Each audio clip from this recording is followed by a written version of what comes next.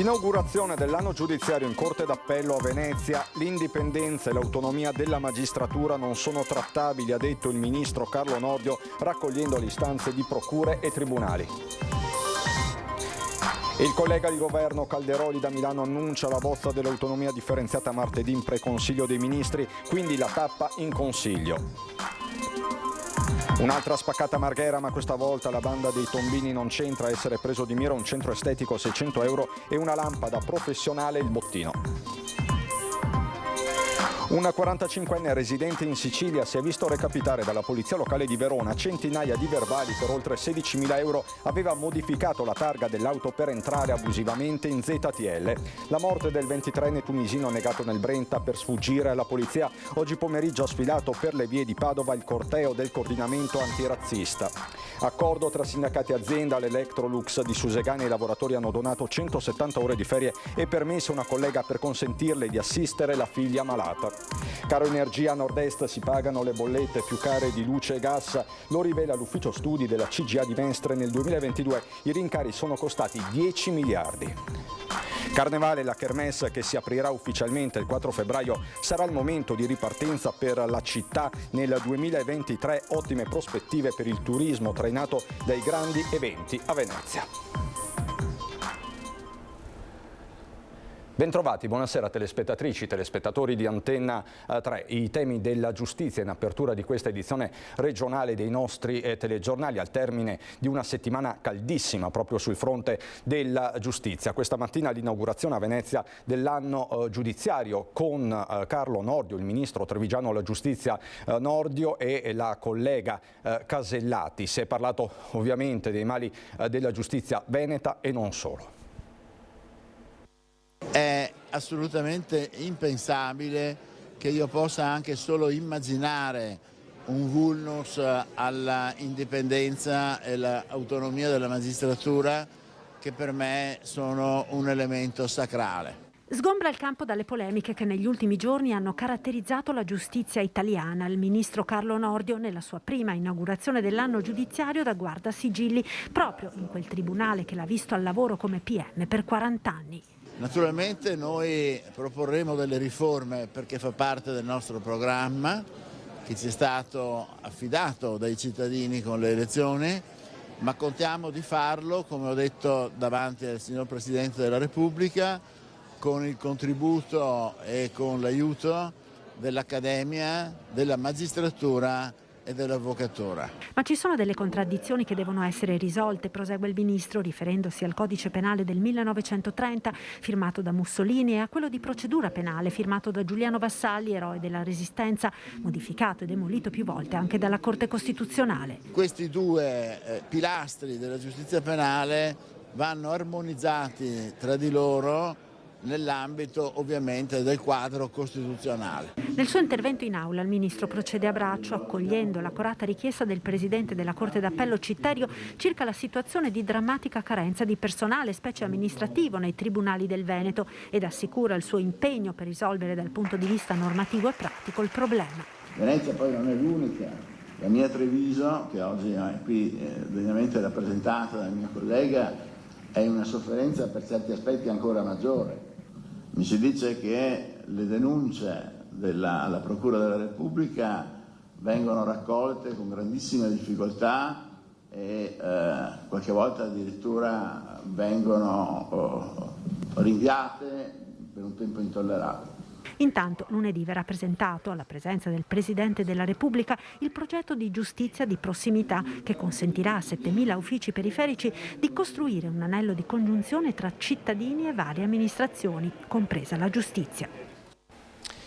Intanto la giustizia veneta rischia la paralisi. Il tema è quello della carenza del personale.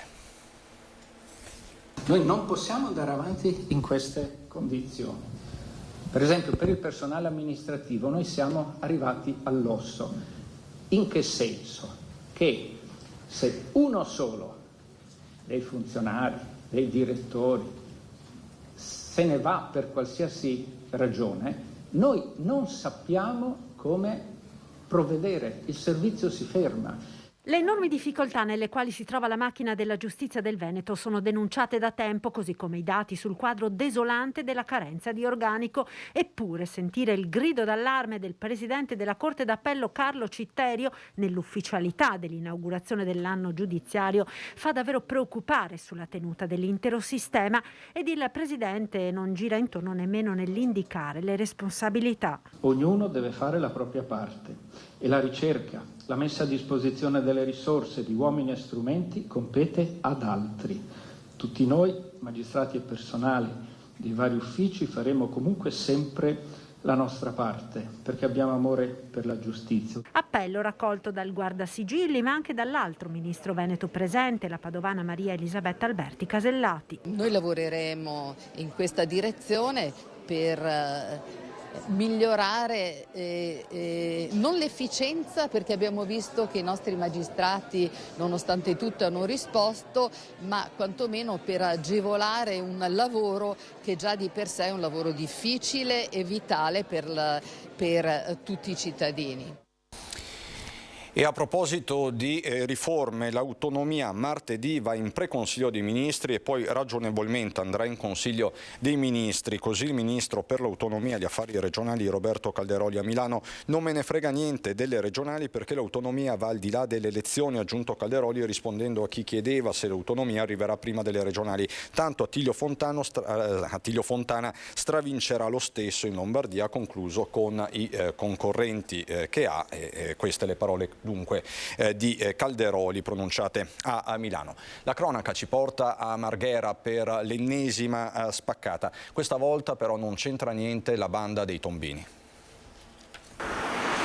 600 euro e una lampada professionale per l'extension delle ciglia. È questo il bottino della spaccata avvenuta giovedì notte allo studio Extension Ciglia Lesce in via Mutilati del Lavoro a Marghera. Questa volta niente tombino, né la vetrina sfondata con l'auto. I ladri hanno agito alla vecchia maniera, forzando la serratura del portoncino d'ingresso con un cacciavite, mandando in frantumi anche il vetro d'entrata che a quel punto ha ceduto. La giovane titolare, che ha preferito non essere ripresa dalle telecamere, ha raccontato di essere arrivata al negozio venerdì mattina trovando l'amara sorpresa. Sono qui da 6 anni, ha aggiunto, e non mi era mai accaduta una cosa simile. Sul posto sono arrivati poco dopo i carabinieri che hanno effettuato i rilievi. Poi la titolare ha sporto denuncia e sistemato la serratura nel giro di qualche ora. Intanto il 31enne denunciato dalla polizia a Mestre è stato arrestato a Pordenone e sulla banda dell'automedica della Croce Rossa le indagini stanno proseguendo, mentre 2 persone sono state denunciate a Quarto d'Altino. Un 45enne residente in Sicilia è stato denunciato e si è visto recapitare dalla polizia locale di Verona centinaia di verbali per un importo di oltre 16.000 euro per ingressi non autorizzati nella ZTL della città scaligera. L'uomo aveva modificato la targa della propria auto per entrare abusivamente nella zona e nelle corsie preferenziali di Verona, facendo diventare la lettera J lunga in una U, ma si era dimenticato che nelle lettere dell'alfabeto utilizzate per identificare le targhe italiane per norma si è deciso di escludere le vocali O, U e I e la consonante Q perché sarebbero potute facilmente essere confuse con altre. Un operatore del centro varchi della polizia locale lo ha segnalato ai colleghi e ha inserito la targa alterata nel sistema informativo Giano, consentendo agli agenti del reparto motorizzato di individuarlo e segnalarlo alla Procura della Repubblica per i reati di falsità ideologica, materiale e uso di atto falso. Sempre per la cronaca, nel Padovano minacciava l'ex moglie e i figli presentandosi più volte davanti alla loro scuola e agli arresti domiciliari un 45enne. L'indagine è stata condotta dalla polizia. Resteremo uniti per sempre, anche se va avanti la separazione. La frase era ripetuta in modo ossessivo negli ultimi tempi da un uomo di 45 anni separato dall'ex moglie ai figli. Le continue minacce, le condizioni di vita intollerabili per la donna e per i minori avevano già portato a luglio scorso a un'ordinanza di custodia cautelare di divieto di avvicinamento. La donna di recente è però tornata a denunciare agli agenti della squadra mobile le nuove minacce, lettere scritte a lei e ai figli, messaggi del contenuto inquietante ed intimidatorio. L'uomo si era inoltre presentato più volte davanti all'abitazione di famiglia e presso la scuola dei ragazzi. Da qui la decisione del Tribunale di Padova di porre il 45enne padovano agli arresti domiciliari con l'accusa di maltrattamenti e lesioni personali.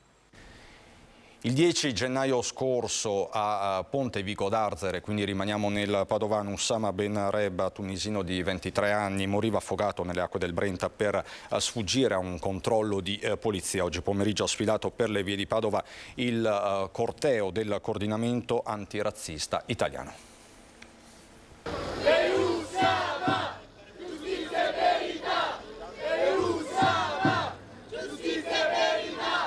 C'erano tanti giovani italiani, immigrati di seconda generazione, c'erano migranti, donne, uomini, qualche bambino. In tanti hanno sfilato per le vie di Padova per chiedere giustizia e verità per Oussama Ben Reba, il tunisino di 23 anni, morto annegato nel Brenta lo scorso 10 gennaio per sfuggire a un controllo di polizia a Ponte Vico d'Arzere. Oussama purtroppo non è la prima persona che muore in queste condizioni e quindi dobbiamo ammettere che in Italia c'è un problema. C'è un problema sicuramente di razzismo istituzionale, quando le istituzioni hanno delle leggi che portano queste persone verso la clandestinità. Ad Oussama la vita non ha risparmiato niente. Sicuramente se questo fermo non avrebbe avuto questa fine, Oussama si sarebbe ritrovato in un CPR, dove sappiamo che le condizioni di vita sono disastrose, dove tra l'altro l'unica cosa che ti imputano è quella della tua condizione di documenti, quindi della clandestinità, di uno Stato che ti spinge sempre di più verso la clandestinità.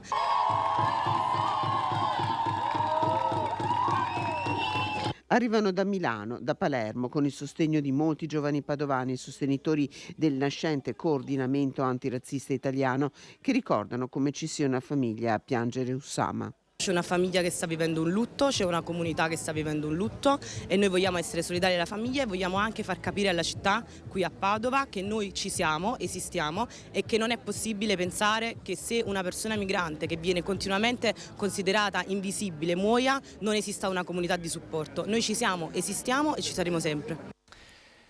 Nella Marca ora a Musano di Trevignano per l'ultimo saluto a Patrizio Biglio, campione di calcio e dirigente sportivo del Milan. Tenacia e costanza che hanno sviluppato il suo carattere nel campo da gioco, ma che sono poi diventati utili anche per la sua vita di tutti i giorni. E ancora, una predisposizione al sorriso, forse innata, forse naturale, forse facile per Patrizio, una bontà d'animo.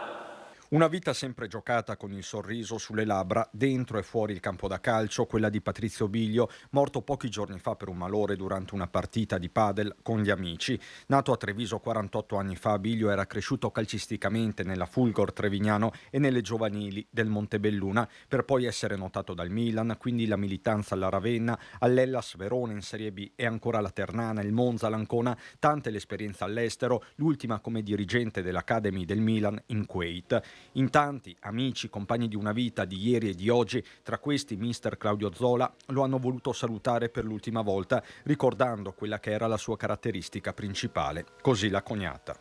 Sempre sorridente, sempre pronto a scherzare, innamorato della vita. Un combattente che riusciva a trovare visibilità anche dove non ce n'era. L'ago della bilancia, apprezzato da tutti. Sulla bara in legno chiaro il pallone della Milan Academy con le firme di amici e colleghi e la scritta "Sei stato, sei, sarai sempre parte della nostra famiglia", pallone che alla fine della cerimonia è stato affidato alla moglie Cristiana e alla figlia Siria.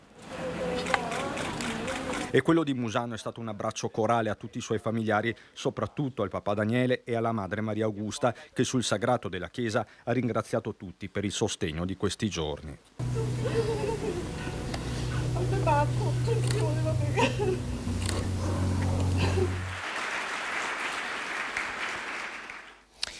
La sanità, sindacati uniti a difesa del punto nascite di Asiago. Sicurezza per le pazienti, per chi lavora e per le famiglie, miglioria dei servizi e rispetto delle direttive. Su questi tre principi si basa la durissima presa di posizione dei sindacati per evidenziare i problemi del punto nascite di Asiago. E così, per la prima volta, tutte le sigle sindacali si sono unite per far scattare lo stato di agitazione del personale. Ultimamente le ultime assenze hanno portato ad avere un delle carenze importanti di personale e mettere a rischio la dotazione organica. L'attuale organizzazione, basata anche sui turni di pronta disponibilità a carico del personale di Bassano e Sant'Orso, mette a rischio il raggiungimento della struttura ospedaliera di Asiago in maniera tempestiva. E l'ULSS 7 che cosa fa? E la Regione? Dall'azienda sanitaria arriva una parziale risposta, per giunta tardiva, fanno notare i sindacati. Il punto nascita di Asiago ha riaperto da luglio 2021. Da quel giorno l'amministrazione ha sempre garantito ai lavoratori che la situazione di rotazione del personale sarebbe stata temporanea. Doveva dunque essere una situazione temporanea, invece sono mesi e mesi che si va avanti così. E l'assunzione di 5 ostetriche non ha minimamente risolto i problemi. Le assunzioni deliberate devono ancora essere chiamate, quindi devono accettare effettivamente l'incarico presso la sede di Asiago. Riteniamo che comunque 5 persone sia un numero insufficiente, la dotazione dovrebbe arrivare almeno a 12-13 persone sulla sede di Asiago, questo a garanzia della sicurezza dei nascituri, delle partorienti e a sicurezza dell'applicazione di tutti i protocolli. Le problematiche tuttavia non finiscono qui. I sindacati parlano apertamente di mancanza di equilibrio e di difficoltà per chi lavora e per le pazienti nell'instaurare quell'imprescindibile rapporto umano necessario per il buon esito delle cure e dell'intervento. Di questa mancanza di equilibrio anche con l'equipe medica, che non è sempre la stessa, che ruota continuamente perché c'è presenza di liberi professionisti, gettonisti, porta a una mancanza di tranquillità per le operatrici che si trovano a collaborare con dirigenti medici che non sono sempre gli stessi ed è difficile trovare anche una certa forma di intesa. Sempre la cronaca sindacale, ma c'è una bella notizia che dobbiamo raccontarvi. All'Electrolux di Susegani i lavoratori hanno donato 170 ore di ferie permessi per consentire a una collega di assistere la figlia malata. Alla Electrolux di Susegana abbiamo assistito in questi ultimi giorni a una vera e propria gara di solidarietà tra colleghi che hanno deciso di donare delle ore appartenenti ai propri istituti di ferie e permessi per una collega che si è trovata in una situazione di estremo bisogno, e in poche ore sono state raccolte ore di ferie pari a coprire intanto il mese di febbraio. La gara di solidarietà ancora non è terminata perché la raccolta sta continuando. Questo è stato possibile grazie a un accordo siglato tra l'azienda, le RSU e le organizzazioni FIM, FIOM e UILM. Questo ovviamente dimostra come gli accordi siano estremamente importanti, perché in questi casi di bisogno e di difficoltà si estendono delle tutele, ma in questo caso si è dimostrato come i colleghi di Electrolux si siano stretti attorno a questa vicenda e abbiano dimostrato come il destino comune ci renda più forti insieme. Il Partito Democratico del Veneto presenterà la settimana prossima un'interrogazione urgente in Parlamento chiedendo al governo cosa intende fare per affrontare la proprietà di Safilo, che ha annunciato di voler dismettere lo stabilimento produttivo di Longarone e licenziare quasi 500 persone. In ballo viene sottolineato, delineando scenari futuri davvero preoccupanti, non c'è solo il futuro dei 474 lavoratori dello stabilimento di Longarone e delle loro famiglie, ma c'è anche un modello di sviluppo che fa sì che se dovessimo perdere lo stabilimento di Longarone, il prossimo passo sarebbe la chiusura dello stabilimento di Santa Maria di Sala in provincia di Venezia, così il PD del Veneto. Caro energia, a nord-est si pagano le bollette più care di luce e gas con aumenti del 118%, lo rivela l'ennesimo studio della CGIA di Mestre. Le famiglie e le imprese veneto l'anno scorso hanno pagato 10 miliardi in più di luce e gas. Ora i prezzi sono in calo, ma rimangono ancora molto elevati rispetto all'inizio del 2021. Se le spese per l'energia elettrica sono dunque aumentate del 109,5%, provocando un extra costo pari a 58,9 miliardi, quelle del metano sono cresciute del 126,4%. La stangata ha colpito più le imprese, che hanno pagato 61,4 miliardi in più, che le famiglie, che hanno pagato invece 30 miliardi in più. Secondo quanto rileva la CGIA di Mestre, il nord-est è l'area più interessata dagli aumenti. I nuovi aiuti previsti dal governo a partire dal prossimo aprile vanno rivisti e semplificati, soprattutto per le microimprese che fino adesso hanno utilizzato solo la metà dei bonus messi a disposizione. Le regioni più penalizzate sono quelle con maggiori attività economiche come Lombardia, Emilia e Veneto. A seguito dei rincari dei prodotti energetici, non tutti però ci hanno rimesso. Molte aziende nel 2022 hanno registrato un aumento di ricavi spaventoso. La politica, le primarie del Partito Democratico. Oggi a Belluno è stato presentato il gruppo che sosterrà la candidatura di Bonaccini. Si scaldano i motori congressuali in vista dell'elezione del nuovo segretario del Partito Democratico. 4 le candidature in campo. Oggi a Belluno è stato presentato il comitato che in provincia sosterrà Stefano Bonaccini.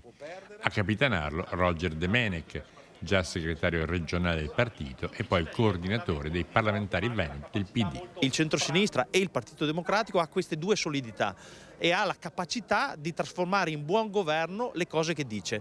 Ecco, questa è una delle caratteristiche della candidatura di Bonaccini, poi è una candidatura che per noi insomma sarà fondamentale, perché al centro di questa candidatura ci saranno anche e soprattutto, cosa che lui fa come dicevo praticamente in Emilia-Romagna, le grandi tematiche delle aree interne, delle zone di montagna, dello sviluppo complessivo della nostra regione, anche dentro i grandi temi delle riforme di oggi, no? Dalle riforme sull'autonomia alla capacità di riorganizzare il servizio pubblico anche nelle zone più interne del paese. Una squadra che si vuole ampia, autorevole e rispettosa dei valori storici della sinistra progressista e in cui le donne dovranno avere ruoli e responsabilità. E sono convinta che la questione femminista non si risolva mettendo una donna alla guida del Partito Democratico. Non sto mettendo in discussione le competenze e le capacità delle due candidate Paola De Micheli e Elly Schlein, ma sono convinta che l'unica candidatura che in questo momento riesca a dare inclusività, riformismo e a ricostruire il Partito Democratico sia quella di Stefano Bonaccini. Quasi 24 milioni di euro i fondi che il Ministero dei Trasporti ha assegnato al progetto Tram Sir 2 di Padova. Si tratta di contributi che arrivano grazie al fondo costituito presso il Ministero dell'Economia e delle Finanze per l'avvio di opere considerate indifferibili. Siamo molto contenti di questo importante riconoscimento che arriva dal Governo. Le parole dell'assessore alla mobilità di Padova, Andrea Ragona. Nel Vicentino potenziata l'offerta, l'operatività dell'ufficio passaporti della Questura di Vicenza, è iniziata una nuova fase.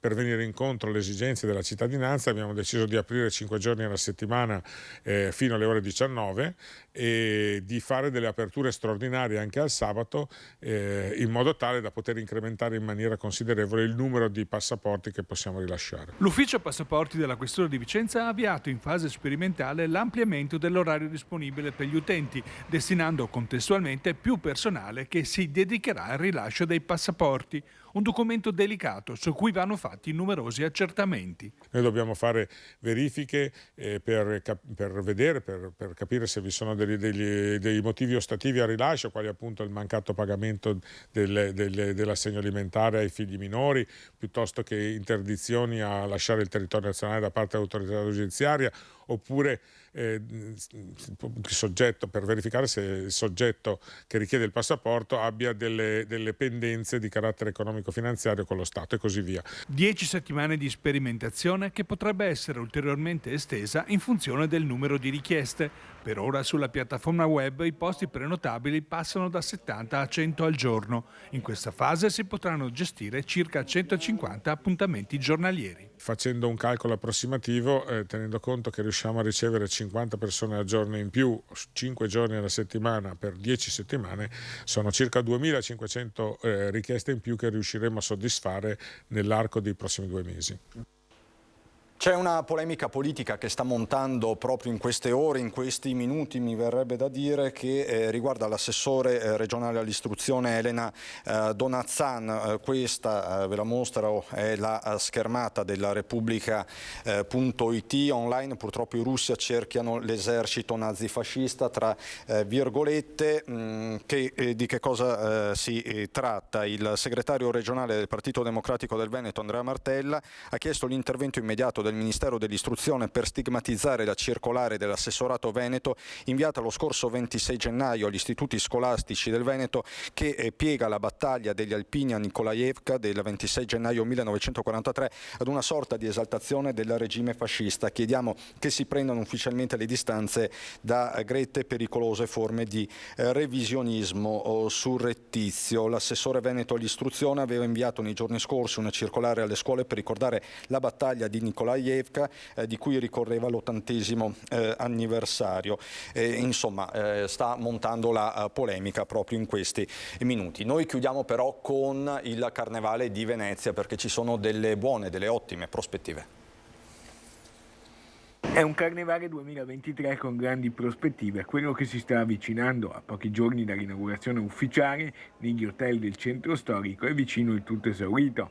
L'ultimo Carnevale senza restrizioni è stato quello del 2019, vissuto in pompa magna.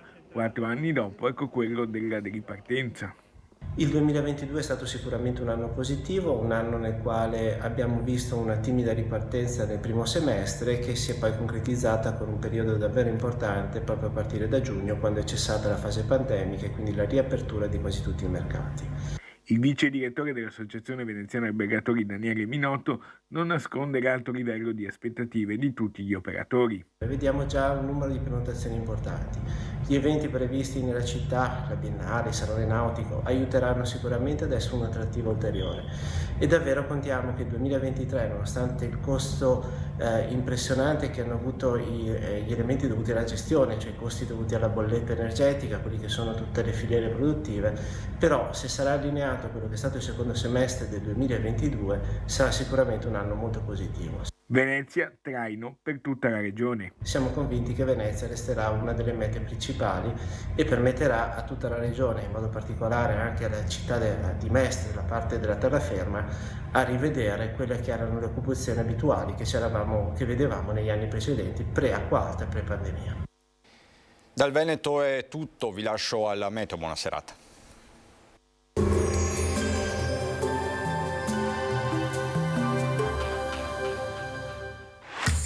Non ammirare Vittorio Veneto, ma vieni a viverla. Scarica l'app. Bentrovati al meteo. Grazie all'alta pressione la giornata di domenica 29 gennaio sarà contraddistinta da generali condizioni di bel tempo. Vediamo insieme il dettaglio. Sul Veneto non sono attese precipitazioni, il tempo sarà stabile e ben soleggiato, con aria tersa ed ottima visibilità. Il cielo infatti si presenterà limpido, venti a tratti moderati da nord-est. Sulle Dolomiti permane un marcato pericolo di valanghe. Temperature minime sotto zero ovunque, 1 grado a Venezia, massime invece tra 4 e 8 gradi. Spostiamoci ora sul Friuli Venezia Giulia, anche qui tanto sole con cielo in prevalenza sereno e sarà piuttosto freddo al mattino. Sulla costa e sulle zone orientali della regione soffierà bora moderata. Temperature minime tra -2 e 2 gradi, massime sui 5-7 gradi all'incirca. Infine diamo uno sguardo al Trentino Alto Adige, dove sarà anche in questo caso molto soleggiato con cielo sereno al mattino, poco nuvoloso per il transito di nubi alte nel pomeriggio. Temperature minime sui -3, -4 gradi, massime sui 5-8 gradi all'incirca. Dal meteo per ora è tutto, vi auguro un buon proseguimento in nostra compagnia.